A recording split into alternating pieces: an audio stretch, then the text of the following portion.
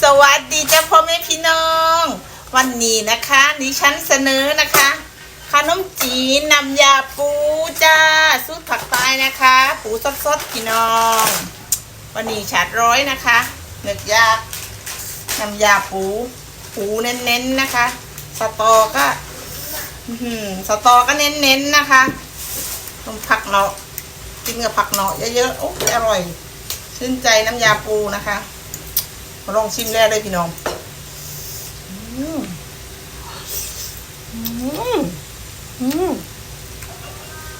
ขาดร้อยพี่น้อง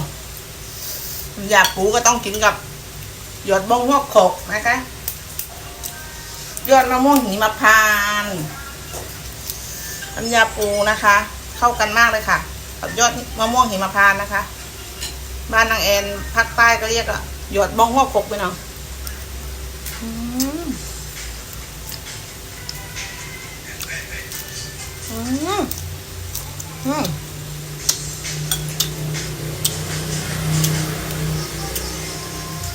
น้องแอนก็จะมีอะไรเนาะ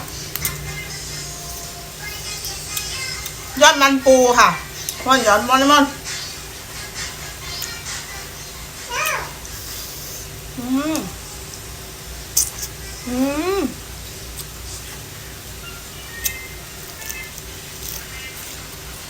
อดมันปูน้องผัดข้าวอันนี้ก็กวนไม่หรอกนะ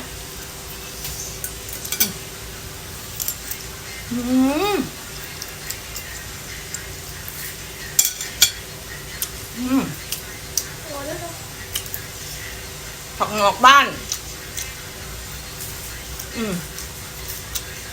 ข้าวกันมาด้วยมั้ย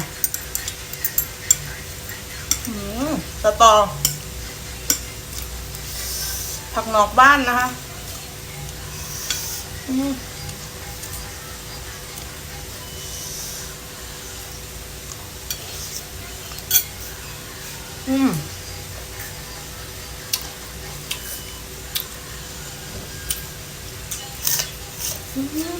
ร้อนร้อนไม่เก็บตะกั่ว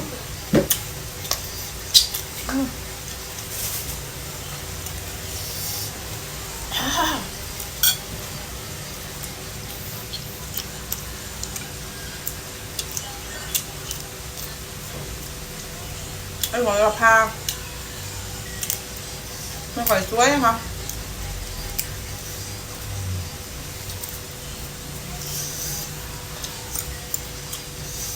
ร้อยไปหน่อยข้าวกันหมักเลย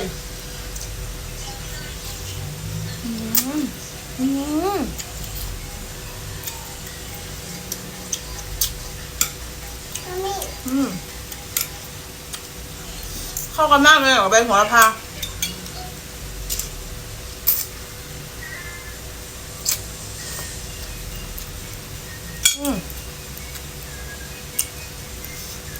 ต้มหัวครก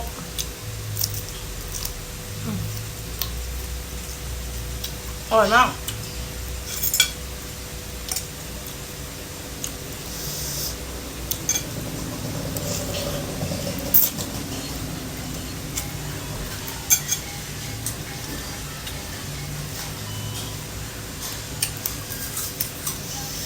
ข้าวกันหมักเลยพี่น้องกับใบโหระพา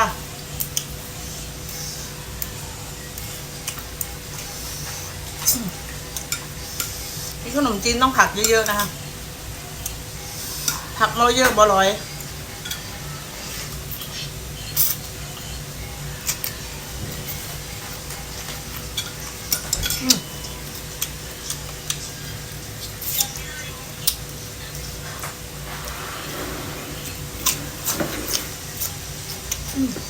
ร้อนเหรอร้อนถูกอยู่ไหมเนาะ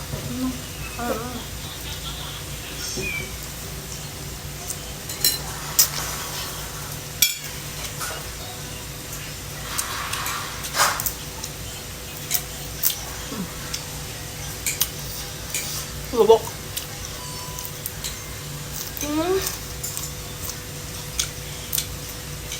หัวบกบ้านเมือง กินได้ทั้งหลากโอ้ร้อยพี่น้องเอ้ย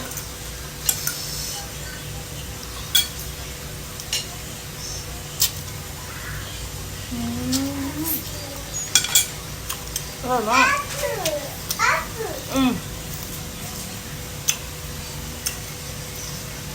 มันเข้ากันมากเลย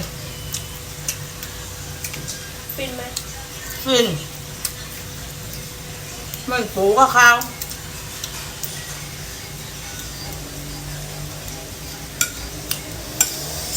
ร้อยพี่น้อง